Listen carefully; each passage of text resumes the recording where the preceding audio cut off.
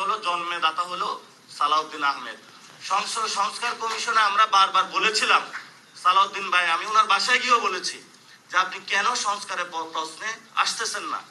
বলল যে সংস্কারের পক্ষে যদি আমি আসি তাহলে যে সরকার, এই সরকার তো হলো আমরা চালাইতে পারবো না, সরকারের কাছে ক্ষমতা থাকবে না, কিছু ক্ষমতা চলে যাবে বিরোধী দলের কাছে, কিছু ক্ষমতা চলে যাবে মিডিয়ার কাছে, কিছু ক্ষমতা চলে যাবে হলো বিচারালয়ের কাছে।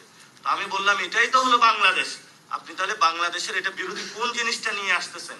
বা যেভাবে আছে বাপ দাদারা চালাইছে এভাবে হলো চালাইতে হবে। তো বাপ দাদারা যদি এভাবে চালায় থাকে তাহলে গত 31 দফা দিয়ে 17 বছর ধরে মানুষকে ভেলকিবাজি গুলা কারা দেখাইলো? কথা বললে ওনারা গরম হয়ে যায়।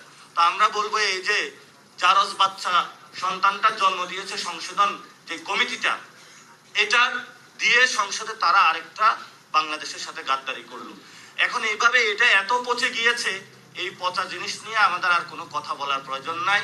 তারেক রহমানের যেই স্বপ্ন বাস্তব মানুষের আকাঙ্ক্ষার জায়গায় তারা ছিল, এটা হলো এক্সপায়ারি ডেট হয়ে গিয়েছে। এই জন্য যে এক্সপায়ারি ডেট নিয়ে যে প্রোডাক্ট, এটা আসলে বাংলাদেশে চলে, বিদেশে এটা চলে না। আমি বিদেশে গিয়েছিলাম, সকালবেলা যে প্রোডাক্টটা এসেছে এটা যদি 2 দিন পরে এক্সপায়ারি ডেট হয়, সেটা যদি কোনো সুপার স্টোরে রাখা হয় তাহলে তাদের লাইসেন্স বাতিল করা হয়। আর বাংলাদেশে হলো আমরা যে খাদ্যদ্রব্য গ্রহণ করি অধিকাংশ হলো এক্সপায়ারি ডেটের। 10 গ্রামের জায়গা হলো 6 গ্রাম দিয়ে রাখে এবং তারা হলো সগৌরবে প্রচার করে আমরা বড় ব্যবসায়ী। প্রিয় তারেক রহমান, আমরা আপনাকে সরকারে আরো 5 বছর রাখতে চাই।